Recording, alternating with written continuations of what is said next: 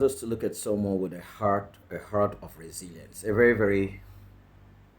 This story is going to be quite lengthy, but this story is worth it. Trust me, this story is really, really worth it. Especially this individual I want to talk about now. A heart of resilience, a heart of gold, a will to succeed, a fighter, a winner, a champion. I'm talking about today the story of Nwankwo Kanu, or Kanu Nwankwo, like we call him here in Nigeria. Who doesn't know Papilo in Nigeria here? We all know Papilo. We know the great Papilo for various things. We know Papilo as the great footballer. We know Papilo as the great manager. We know Papilo as a great philanthropist. But do we actually know the story behind the man, Papilo, the legend Papilo? There is so much behind Papilo. I need you to fasten your seatbelts because this is going to be very lengthy, and so I just hope we have the patience to listen to this young man's story. I had to narrate this from what I know about him because there are several others who know more than I do. So I'm giving my own perspective about this colossus called Kanu Nwankwo Papilo. He's a very, very great man, a great footballer. Kanu Nwankwo started his football talent actually started, showing, budding forth from when he lived in the city of Owerri in the southeastern part of Nigeria. Papilo was a street guy. If you know Tetlo Road in Owerri, those of us who really stayed in Owerri, Tetlo, these were the boys of Tetlo Street those years. Kanu was a great footballer. As a child then, it wasn't really easy. We're not talking about now when people, when you have talent, you have football academies where you can go hone your talent and your skills and so on and so forth. There was nothing like that way back then. Then the street honed your talent. You played football on the streets. You played soccer on the streets. You fall on the streets, you get bruised. You get up, you clean, you dust your body, and you continue playing. That was where men like Kanu Nwankwo were made. That was where the whole thing started budding. And then Kanu Nwankwo, I want to get my facts very, very right because we grew up at about the same time. So I need to make sure I'm getting my facts very well.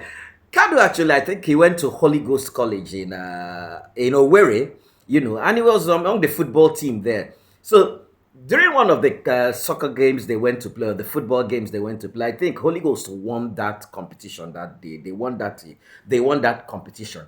And so the whole school was hailing him, hailing him, hailing him.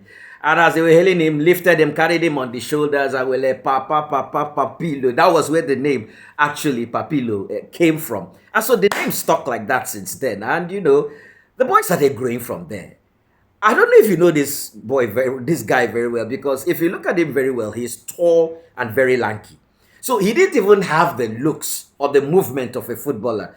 Because if you look at him very well, you find that he walks with a kind of limp, and quite tall. He reminds me of the famous Brazilian player Garincha. Garincha that was disabled from birth, but happened to be one of the greatest footballers in Brazil. You know, there's this thing about his movement. So you can't even look at Kanu Nwankwo and say this looks like a footballer. Unlike other players that when you look at them, you say, okay, this has the build of a footballer. He was lanky and very unpredictable. But you see, that tells you unpredictability of his nature. That's what made him very, very dangerous. So Kanu continued from there, and from there he signed up with Nwankwo National. He went there and excelled. The thing about this young man is that anywhere he finds himself, he excels. He's just, I don't know. There are people in life that whatever they touch turns to gold. I think Kanu Nwankwo is just one of them. Papilo is just one of those people that anywhere finds himself, I don't know, I can't for the life of me. Having followed him, from his early years up to who he is today, I've never seen something Kanu Nwankwo laid his hands in that didn't succeed. Everything he touched, he had this Midas touch. From Nwankwo National, he was called up to the under-17 national team that played the under-17 World Cup in Japan. I think that was in 1993. That was a team made up of Wilson Oruma as the captain, Karibe Ojigwe, who later became a commissioner in Abia State. I don't know if he's still a commissioner now. And there were many of them in that team. Celestine Babayaro was in that team. There were many of them, and it was a great team. That was the all-concurring team of 1993. I think that was the first under-17 team that went through the whole competition with a 100% score line. They never lost any match. They never drew any match. they went through, and Papilo was, and he scored quite an amount of goals. And that was the competition where Wilson Ruma scored all his goals with his head. Oh God, Nigeria is never short of talents. So Kanu Nwankwo actually played in the World Cup winning team of 1993, the Japan 93 team of the Golden Eaglets. And from there, he continued excelling. I think after that point, he was discovered by Ajax Football Club of Amsterdam, and he was called up to play there again. This was another part. He got there and teamed up with his fellow countryman, Finidi George, and they succeeded in becoming the record-breaking UEFA Champions League team. I think that was of 1995. I really need to get my facts right here, because that team was just, whoa. And Kanu was there. Finidi was a first-team player, you know. And Kanu was in that team that won the Champions League that year. I remember that finals like yesterday. These two guys were just too much, and Kanu Nwankwo excelled in that Ajax team. That team that had Overmars, they had Bergkamp, they had a lot of them there, and that team was just something else. Was that the team that had Yare Litmanen? I don't know, because I know these ones also played during the time of Sunday Olise and Tijani Babangida. So he was of that record-breaking team. They won the Champions League, and the next thing from there, he didn't make the US 94 team because he was still budding then. So, but after then, he was called up to form and captain what we know as the Dream Team. Sometimes I wish the best for this generation, because they never really got to see the best of football. You know, they can only make assumptions and draw conclusions from what they know and what they have seen. I wish they saw Nigeria in her glory days in football. And when you talk of Nigeria in her glory days of football, you talk of people like Papilo. Papilo captained the 1996 team to the Atlanta Olympics. I remember when they were putting that team together for the Olympics, we it was just like, okay, fine, because that was the golden generation. We had just come out from winning the 1994 Nations Cup, you know, and so on. So they, I think there was a competition played in Tashkent in Uzbekistan in 1995. You know, they played the Confederations Cup then. That was Nigeria's. Nigeria didn't play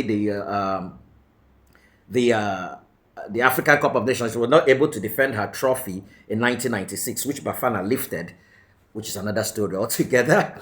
Bafana lifted that one. So 1996 was the formation. I remember when they were forming that team, John Bonfred Joe was putting together that team. We were like, okay, we Sweater will wallop every team when they, you know, go to any competition. That was the mindset of Nigerians. We never went into any competition with doubts there. Those were the days when Nigeria plays football. You keep your drinks on the table because you already invite your friends because you already know the score line. So I think in the preparatory games, there was a warm-up game played in Lagos. I can't really recall the country that came here. Was it Togo or that came here and embarrassed the dream team? That was it. Was at that point we woke from slumber that we were in trouble, you know, and quickly they had to lock up and went down to Enugu, locked up the team there and really trained. 1996 they took off to Atlanta. Whoa. The Atlanta 96 story, please, is a different thing. Let's focus on our legend Papilo. The game. Oh my God, the game of all games. Look, if you watch the Atlanta Olympics from the group stages and watch the skills of this guy, the kind of things Papilo does with his feet. I remember in the 1993 Japan, on the 17th team of 1993, when we watched the game, they were like, what kind of child is this that he can move with the ball in between his feet and you don't collect the ball from him? He's that kind of person. Please, let me go. I can't finish talking about Camden. So now, if you watch the group games, you see his skills on display. But the game of all games that changed everything was that, I think, that quarterfinal match between Nigeria and Brazil. We all stayed up late that day. It will forever remain evergreen in memory. But every other thing, the goal scored by Kanu, the equalizer, we don't forget that equalizer. You know that equalizer where he had his back to the ball, the goal, and you know, that throw-in came in. I think it was JJ who threw in that ball. Was it that? I can't recall if it was a three, but I remember that cross came in. Dida The Brazilian keeper had covered his angle very, very well, and Kanu was backing him. The way that ball came and the way he softly lifted it, turned, and kicked the ball into the post. Someone said something after then that was the only way scientifically that kind of goal could be scored. There was no other way. Please, those videos are on YouTube, so you can always go look them up. That was the only way that goal could have been scored. Kanu scored that equalizer and went on to score the winning goal in that match. Nigeria ended up winning her first gold in the Olympics, in the football event of the Olympic Games. Courtesy Kanu and the others. There were so many others who made it tick, but we're focusing on Kanu Nwankwo. From there, he went on, and then he got a contract to play for Inter Milan, and then tragedy struck. I think during the medicals conducted on him, it was found that he had a hole in the heart, and at that point it was tragedy. The whole world was like, this was the end of Kanu Nwankwo. He went through to correct that outer valve, and do you know what it was for? I think about a period of 3 years. 3 years, and I hope my facts are right. He was on the bench. And this was an Inter Milan team that had the then, that was where that team had R9. That was the R9. Ronaldo, Nazario. And that was when he was the phenomenon. That was a period of Ronaldo. So imagine having a striker like Kanu Nwankwo in the same team with Ronaldo, R9 then. It wasn't easy. That was one of the darkest moments of his life. He was just on the bench doing nothing. I remember they used to bring him in, pieces. They just bring him in some games. And he had his fellow countryman then, Taribo West, in the same team. And then Pastor Taribo was doing a good job in Inter Milan. Then he was one of the best defenders in the world. It was excruciating. It was painful for him. Because at that point, it was like his career, his world had ended. I will never forget those days of Complete Sports and so on. The picture on Complete Sports was of him like this. Front page. And everybody had written, majority of the people had written Kanu off. It was like his light had finished shining. It was all over. Kanu should go look for something else to do. This is the end of the road. He should find something else. Thank God for the glory of the Olympics. At least he could go off on a high. He could bow out on a high and so on and so forth. Do you know what it is to come to a point in your life where people think it's over for you? Your glory days are over. Your destiny. That's the point your destiny ends. Have you come to the point in life where people tell you that, look, your 15 minutes of fame in life is over. Just go on. You can't get fame back again in life. This is the point. You can't go beyond this point. That was where Kanu Nwankwo is. But thank God, Kanu Nwankwo gave us this feeling that no matter how dark it may be, no matter how people write you off, you can still bounce back again. That's the story of resilience. Resilience in Kanu Nwankwo. You can still bounce back again. I can imagine the pains. I can imagine switching on the TV set everywhere, and all you see is stories about you, how it has come to an end. And that's the same thing with us today. People write us off even before God writes us off. Even God himself not even writing us off. People are quick to write off their fellow humans. At that point in time, I believe it was very terrible for Kanu Nwankwo. But thank God, I think in February 1999, redemption came. And Arsene Wenger picked interest in Kanu. We know the prof, Arsene Wenger, the coach of the then coach of Arsenal Football Club, the legend of Arsenal. He picked interest in Kanu. At that point, people laughed. Headlines, newspapers everywhere like, this is the craziest move in life. What are you doing with someone whose heart you're not even sure he can play this game anymore? And what are you going to do with him? But people forget to understand that Arsene Wenger had a history of working with injured players. He had a history of that. He has his grace, I call it grace, to be able to turn around the careers of people who have injuries, players that had injuries. So he picked interest in Kanu Nwankwo and brought him over to Arsenal. That was, I don't know. You see, I keep talking of resilience, and I keep talking about people like a person like Kanu Nwankwo, where when you think it's over with someone, that's just the beginning of the person's glory. And I know that there are some of us watching this video that are like that. They have written you off. But sometimes writing you off is a big mistake, because writing you off might be the beginning of your glory. And sometimes your glory might not begin if you don't even believe in yourself, because I feel Kanu knew, Papilo knew that no matter what it is, he had what it takes to climb to the peak of football in the world. And I think there was a time He was the fifth world's best footballer. The fifth world's best footballer. I think so. He was a fifth world's best footballer. He had won the African Player of the Year award. There was everything going for him. And he had this belief in himself. See, one thing in this life, when you're down there, if you don't have any belief in yourself, no one is coming to rescue you. Even if you're down there in life, keep having this confidence that you have what it takes to still be great, to come out from where you are, to rise again. Please go through my videos on YouTube, Kingsley Oji TV, OJI as in Oji. On YouTube, you'll see videos where I've talked about resilience, the power to come back even after a fall. Now, this is exactly what happened to Kanu Nwankwo. He brought him over to Arsenal, and that's another story for the day. Kanu Nwankwo became one of the highest goal scorers in Arsenal. He was... Please go to YouTube and then scroll who Kanu Nwankwo was in Arsenal Football Club. You know, Kanu was something else in Arsenal. He was just something else. And one match people will never forget was the match between Arsenal and Chelsea. Chelsea having our own Celestine Babayaro then as a defender. And Chelsea were three goals up, you know. And guess who equalized the 3 goals? I think it was Chelsea 2 or 3 goals, 2 goals up or thereabouts. Guess who equalized the goals and still scored the winner? No other person but our own Papilo. I think it was 2 goals or 3 goals up. He was a legend in Arsenal. He left Arsenal in glory, went over to Portsmouth. And was it Portsmouth first? But I know he played for Portsmouth and West Brom. And he did 2 distinct things. He went to Portsmouth and won the FA Cup. He went to West Brom and saved West Brom from relegation.